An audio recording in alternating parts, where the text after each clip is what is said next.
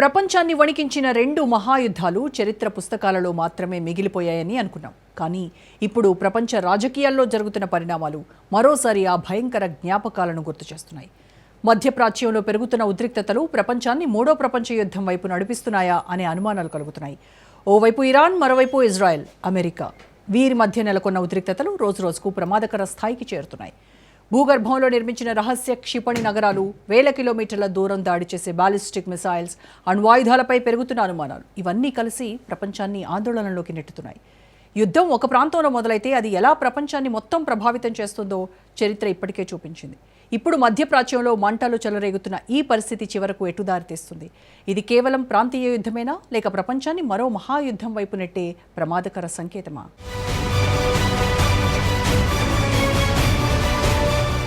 మరో మహాయుద్ధంలో ప్రపంచం.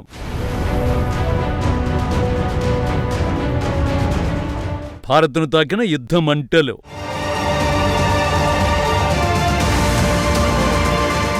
మొదటి ప్రపంచ యుద్ధం, రెండో ప్రపంచ యుద్ధం అనే 2 మహాయుద్ధాలు మానవ చరిత్రలో ఎన్నడూ చూడని విధ్వంసాన్ని సృష్టించే ప్రపంచం మొత్తాన్ని భయంతో వణికించిన ఆ యుద్ధాలు కోట్లాది ప్రాణాలను బలి తీసుకున్నాయి. నగరాలు బూడిదైపోయాయి, ఆర్థిక వ్యవస్థలు కుప్పకూలిపోయాయి. ఒక దేశం మాత్రమే కాదు, దాదాపు అన్ని ఖండాలు కూడా ఆ ప్రభావాన్ని అనుభవించాయి. అంతటి భయానక పరిస్థితుల్ని ప్రపంచం ఎదుర్కొంది. మొదటి ప్రపంచ యుద్ధం 1914లో ప్రారంభమై 1918 వరకు సాగింది.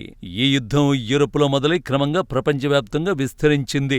అనేక దేశాలు 2 వర్గాలుగా విడిపోయి పోరాడాయి. ఈ యుద్ధం ముగిసేసరికి కోట్లాది మంది ప్రాణాలు కోల్పోయారు. కానీ ప్రపంచం కొంతకాలం కూడా విశ్రాంతి పొందలేదు. కేవలం 2 దశాబ్దాల తర్వాతే మరింత భయంకరమైన రెండో ప్రపంచ యుద్ధం ప్రారంభమైంది. 1939 నుంచి 1945 వరకు సాగిన ఈ యుద్ధం మానవ చరిత్రలోనే అత్యంత ఘోరమైనది.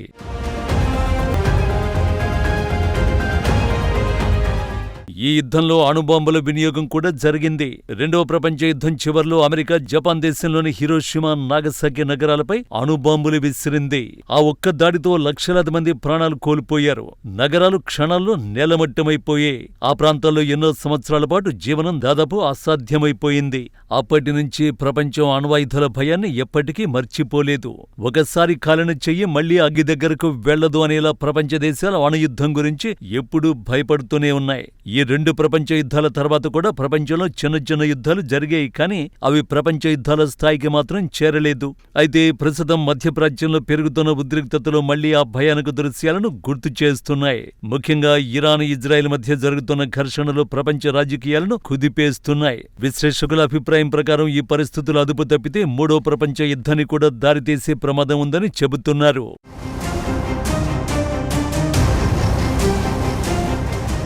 ఇప్పటి పరిస్థితుల్లో ఒకవైపు ఇరాన్ నిలబడితే మరోవైపు అమెరికా, ఇజ్రాయెల్, కొన్ని గల్ఫ్ దేశాలు కలిసి ఉన్నట్లుగా కనిపిస్తోంది.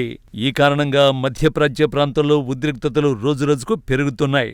ఇరాన్ సైనిక నాయకులు మరణించడం, అమెరికా, ఇజ్రాయెల్ దాడుల్లో ఇరాన్ సైనికులు ప్రాణాలు కోల్పోవడం వంటి ఘటనలు పరిస్థితిని మరింత ఉద్రిక్తంగా మార్చేస్తున్నాయి. ఇరాన్ కూడా ప్రతిదాడులు చేస్తోంది. దీనివల్ల గల్ఫ్ దేశాలు కూడా ఆందోళన చెందుతున్నాయి. ఈ పరిస్థితుల్లో ఇరాన్ తన సైనిక శక్తిని ప్రపంచానికి చూపిస్తోంది. ముఖ్యంగా భూగర్భంలో నిర్మించిన భారీ క్షిపణి కేంద్రాలు ఇప్పుడు ప్రపంచం దృష్టిని ఆకర్షిస్తున్నాయి. పర్వతాల కింద 300 నుంచి 500 మీటర్ల లోతులో నిర్మించిన ఈ భూగర్భ సొరంగాల్లో భారీ స్థాయిలో క్షిపణులు నిల్వ ఉంచినట్లు సమాచారం. ఈ వ్యవస్థలను ఇరాన్ విప్లవ గార్డ్స్ అనే సైనిక విభాగం నిర్వహిస్తోందని చెబుతున్నారు. ఈ భూగర్భ సొరంగాలు సాధారణమైనవి కావు. ఇవి దాదాపు 10 కిలోమీటర్ల పొడవైన మార్గాలతో నిర్మించబడ్డాయి. అందులో బంకర్లు, ఆయుధ నిల్వ కేంద్రాలు, ఆటోమేటెడ్ రైల్వే ట్రాక్లు వంటి ఆధునిక సదుపాయాలు ఉన్నాయి. ఈ మార్గాల ద్వారా క్షిపణులను అవసరమైన చోటుకు త్వరగా తరలించొచ్చు.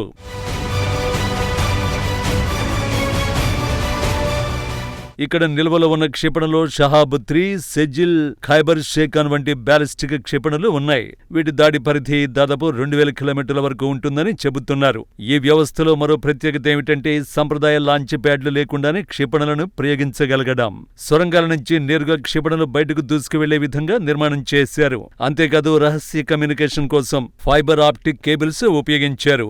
ఎలక్ట్రానిక్ సంకేతాలు బయటకు వెళ్లకుండా ప్రత్యేకంగా రూపకల్పన చేశారు. దీనివల్ల శత్రు దేశాల ప్రజలకు ఈ కేంద్రాలను గుర్తించడం చాలా కష్టమవుతుంది. ఈ సొరంగాల్లో అనేక ప్రవేశ ద్వారాలు, బయటకు వెళ్లే మార్గాలు ఉన్నాయి. కొన్ని డీకాయ్ టనెల్స్ కూడా ఏర్పాటు చేశారు. అంటే నిజమైన మార్గాల్లా కనిపిస్తాయి, కానీ వాస్తవానికి ఉపయోగం లేని మార్గాలు. దీనివల్ల శత్రు దేశాల రాడార్ల వ్యవస్థలు కూడా మోసపోతాయి. కొన్ని నివేదికల ప్రకారం డ్రోన్లు మరియు ఫైటర్ జెట్లు కూడా ఈ ప్రాంతాల్లో భద్రపరిచినట్టు చెబుతున్నారు. యుద్ధ సమయంలో వీటిని చాలా వేగంగా ఉపయోగించొచ్చు.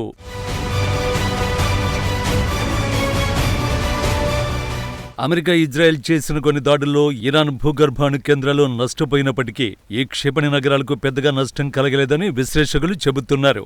భారీ బంకర్ బస్టర్ బాంబులు కూడా 100 మీటర్ల కంటే ఎక్కువ లోతులో ఉన్న కేంద్రాలను పూర్తిగా ధ్వంసం చేయలేవని అంటున్నారు. దీనివల్ల ఇరాన్ రక్షణ వ్యవస్థ మరింత బలంగా ఉందని భావిస్తున్నారు. ఇరాన్ ఈ వ్యవస్థలను 1990ల నుంచే అభివృద్ధి చేయడం ప్రారంభించిందని తెలుస్తోంది. కొన్ని దేశాల సాంకేతిక సహకారంతో ఈ భూగర్భ రక్షణ వ్యవస్థను నిర్మించింది ఇరాన్. ఇది అసమాన యుద్ధ వ్యూహానికి ఒక ఉదాహరణగా చెప్పబడుతోంది. అంటే శత్రువు బలంగా ఉన్నా కూడా వ్యూహాత్మకంగా ప్రతిఘటించగలిగే విధానం. ఇక మరోవైపు ఇజ్రాయెల్ వద్ద కూడా అత్యంత శక్తివంతమైన ఆయుధాలున్నాయి. ముఖ్యంగా అణ్వాయుధాల గురించి ప్రపంచవ్యాప్తంగా చర్చ జరుగుతోంది. అధికారికంగా అన్ని వివరాలు బయటకు రాకపోయినా ఇజ్రాయెల్ వద్ద అణు క్షిపణి వ్యవస్థలు ఉన్నాయని అనేక మంది విశ్లేషకులు చెబుతున్నారు. వీటిలో జెరికో అనే క్షిపణి వ్యవస్థ గురించి తరచుగా చర్చ జరుగుతోంది. దీని పరిధి చాలా దూరం వరకు ఉండొచ్చని భావిస్తున్నారు.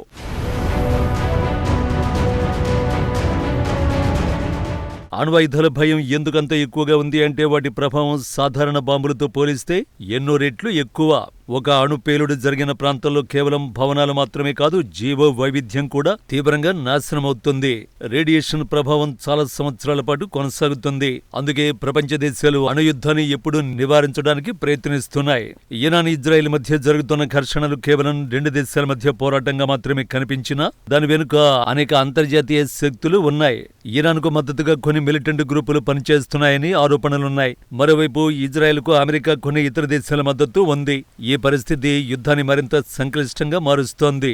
ఇరాన్కు మద్దతుగా పనిచేస్తున్నట్లు చెప్పబడి కొన్ని గ్రూపుల్లో లెబనాన్లోని హెజ్బొల్లా, యెమెన్లోని హౌతీ ఉద్యమం, గాజాలోని హమాస్ వంటి సంస్థలు తరచుగా వార్తలు కనిపిస్తూ ఉంటాయి. అయితే ఇటీవల జరిగిన యుద్ధాల్లో ఈ గ్రూపుల ప్రభావం కొంత తగ్గిందని కూడా కొన్ని విశ్లేషణలు చెబుతున్నాయి.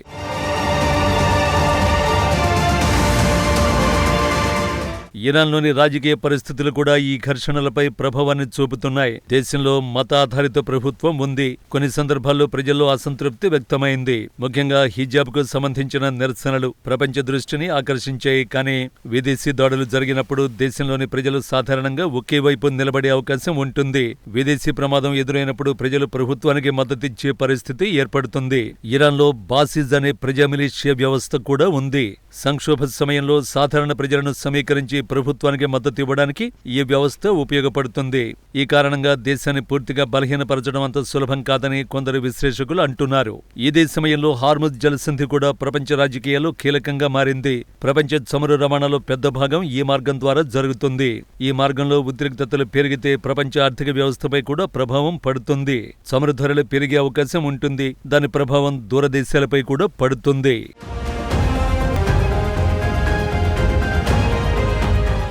ఇదిలా ఉంటే ఇప్పుడు ఆ యుద్ధ వేడి భారత్ను తాకింది. ఇరాన్పై ఏ అవకాశం దొరికినా వదిలిపెట్టని అమెరికా తాజాగా ఇరాన్ నౌకపై దాడి చేసింది.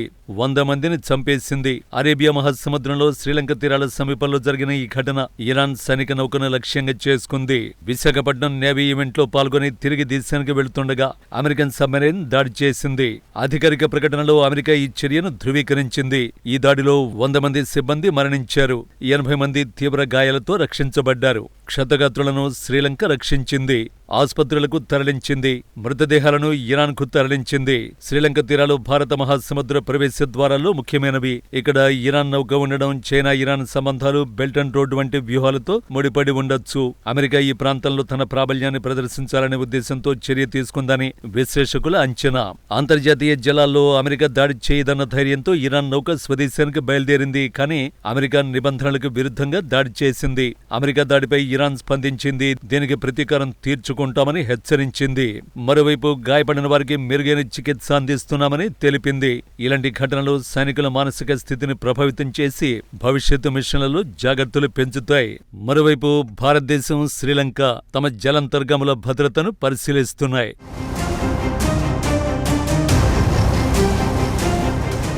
ఈ మొత్తం పరిస్థితిని పరిశీలిస్తే మధ్యప్రాచ్యంలో జరుగుతున్న ఘర్షణలు కేవలం ప్రాంతీయ సమస్యగా మాత్రమే కనిపించవు. ఇవి ప్రపంచ రాజకీయాలు, ఆర్థిక వ్యవస్థ, భద్రత వంటి అనేక అంశాలపై ప్రభావాన్ని చూపే అవకాశం ఉంది. అందుకే ప్రపంచ దేశాలు ఈ పరిస్థితిని చాలా జాగ్రత్తగా గమనిస్తున్నాయి. యుద్ధం అంటే ఎవరికీ లాభం ఉండదు, చివరికి నష్టపోయేది సాధారణ ప్రజలే. యుద్ధం గెలిచినా మనిషి ఓడిపోతాడు అని చరిత్రకారులు చెప్పిన మాట ఇక్కడ గుర్తు చేసుకోవాలి. అందుకే ప్రపంచ దేశాలు శాంతి చర్చలు, దౌత్యపరమైన ప్రయత్నాల ద్వారా సమస్యలను పరిష్కరించాలని ప్రయత్నిస్తున్నాయి. ప్రస్తుతం పరిస్థితులు ఎంతో ఉద్రిక్తంగా ఉన్నా కూడా ఆశను పూర్తిగా వదులుకోవాల్సిన అవసరం లేదు. చరిత్ర చెబుతున్న ఓ నిజం ఏంటంటే, ఎంత పెద్ద ఘర్షణ వచ్చినా చివరికి శాంతి కోసం చర్చలే మార్గమవుతాయి. అందుకే ప్రపంచం మొత్తం ఇప్పుడు ఒకటే ప్రశ్న అడుగుతోంది: ఈ ఉద్రిక్తతలు యుద్ధంగా మారుతాయా లేదా శాంతి దిశగా మార్గాన్ని కనుగొంటాయా అనే విషయం కాలమే చెప్పాలి.